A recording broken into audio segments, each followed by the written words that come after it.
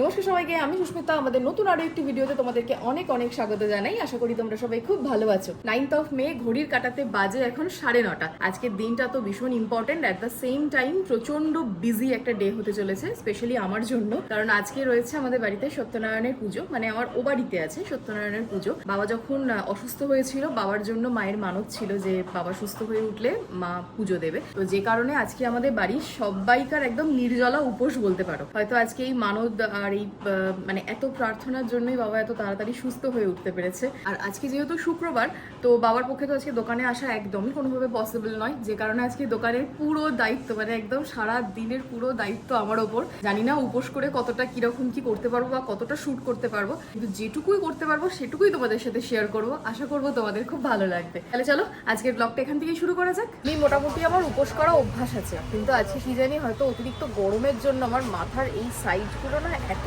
যন্ত্রণা করছে, মানে জাস্ট বলার মতো নয়। এসব তো ঠিক আছে, কেমন চলছে উপোস? নির্জলা আমরা আর করতে পারলাম না। ওষুধ ফষুধ খেতে হয় তো নির্জলাটা করা যাবে না। হ্যাঁ, মাকে আবার টিটেনাস দিয়ে নিয়ে আসলাম। হাত কেটে গেছে টিনেনাস। আজকে আমরা ভেবেছিলাম নির্জলা করব, কিন্তু কেউই আর নির্জলা করতে পারলাম না, এত গরম হচ্ছে, আমাদের মাথা ব্যথা সব ঘুরছে। গিয়েছিলাম না, হ্যাঁ, কাকু আমাকে এই টিটেনাস নিতে ওই ওষুধ দোকানে কাকু বলছে আজকে এত গরম, আজকে রাস্তায় কার বলছিল নাকি সানস্ট্রোক হয়ে গেছে, মানে স্ট্রোক হয়ে গেছে। আমি দোকানে বসে আছি, আমার মনে হচ্ছে কেউ আমার গায়ে মনে আগুন লাগিয়ে দিয়েছে, এত গরম এত গরম। বাজে 3:30, এদিকে আবার একটু ঝড়ও উঠেছে দেখছি। যা পরিমাণ যা গরম পড়েছে তাতে একটু ঝড় ওঠাও ভালো। আর আধা ঘন্টা 45 মিনিটের মধ্যে আমাকে আবার বেরোতে হবে, যেতে হবে দোকানে।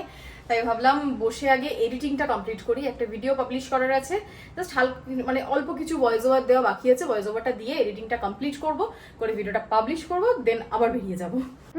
ভিডিও এখানে রেডি, শুধু এবার আপলোড করার অপেক্ষা। যে টাইম ভেবেছিলাম সেই টাইমের আগেই হয়ে গেছে। আমি এখন না এডিট করে করে হেভি ফাস্ট হয়ে গেছি।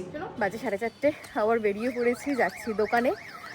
পুজোয় বসার পরে মা আমাকে ফোন করে দেবে, আমি শুধু অঞ্জলির টাইমটা আসবো, এসে অঞ্জলি দেবো, দিয়ে আবার ব্যাক টু দোকান। এই হচ্ছে আমাদের দোকান, মলিনা এম্পোরিয়াম। আর যেহেতু আমি বাড়িতে ছিলাম না, তাই জন্য লাভলিকে বলেছিলাম কিছু ক্লিপিং নিয়ে রাখতে, যাতে আমি পরে সেটা তোমাদের সাথে শেয়ার করতে পারি। এখানে মা পুজোয় বসেছে। আমার মায়ের পায়ে যেহেতু ব্যথা, যে কারণে নিচে বসতে পারে না। আমাদের বাড়ির পুজোতে সেইভাবে আলাদা করে ভোগ রান্না হয় না, কিন্তু মা নিজে হাতে নাড়ু বানিয়েছিল, আর আজকের পুজোর সিন্নিটা মেখেছিল লাভলি।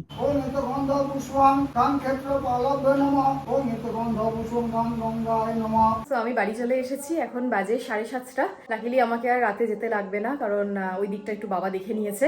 ঠাকুরমশাই অলরেডি এসে গেছে, এখন পুজো হচ্ছে। এবার বাকি টাইমটা এবার আমি থাকবো। বাড়ি এসে তাড়াতাড়ি একটু ফ্রেশ হয়ে নিলাম, নিয়ে জামাটাও চেঞ্জ করে নিয়েছি। এবার যাব পুজোর ওখানে।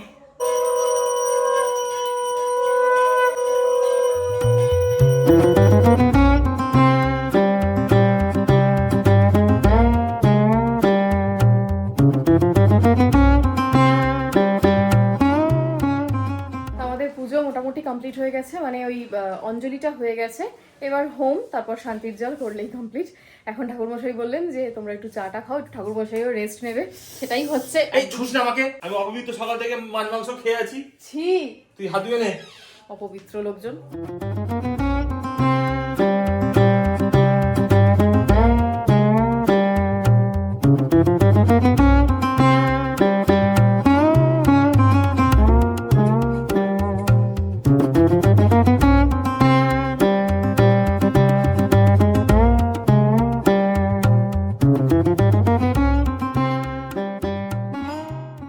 লাভলি 10:30।